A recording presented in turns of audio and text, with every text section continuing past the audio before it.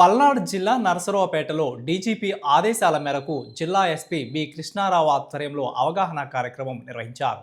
DSP Hanumantharao పర్యవేక్షణలో 1వ పట్టణం 2వ పట్టణం పోలీసు అధికారులు ఈ కార్యక్రమంలో పాల్గొన్నారు.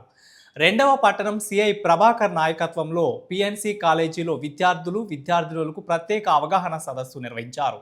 ఈ సందర్భంగా సైబర్ నేరాలు, ట్రాఫిక్ నియమాలు, చట్టాలపై అవగాహన కల్పించారు. విద్యార్థులు బాధ్యతాయుత పౌరులుగా మారాలని, నేరాలకు దూరంగా ఉండాలని పోలీసులు సూచించారు. ఈ కార్యక్రమంలో విద్యార్థులు పెద్ద సంఖ్యలో పాల్గొన్నారు. ప్రజెంట్ మనకు ఏవైతే క్రైమ్స్ జరుగుతున్నాయో, క్రైమ్ అగెనెస్ట్ ఉమెన్ రిలేటెడ్ ఏవైతే మనం జాగ్రత్తలు తీసుకోవాలో వాటి గురించి చెప్పడానికి ఈరోజు మన డీజీపీ గారు స్టేట్ వైడ్గా ఒక షెడ్యూల్ ఇచ్చి ఉన్నారు.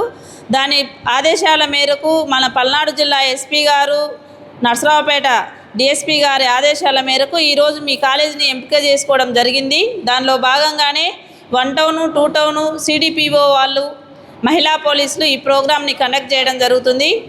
ఈరోజు మేము ముఖ్యంగా మీకు చెప్పేది ఏంటంటే, ప్రజెంట్ మనకి సొసైటీలో ఉమెన్ మీదనే క్రైమ్స్ ఎక్కువ జరుగుతున్నాయి.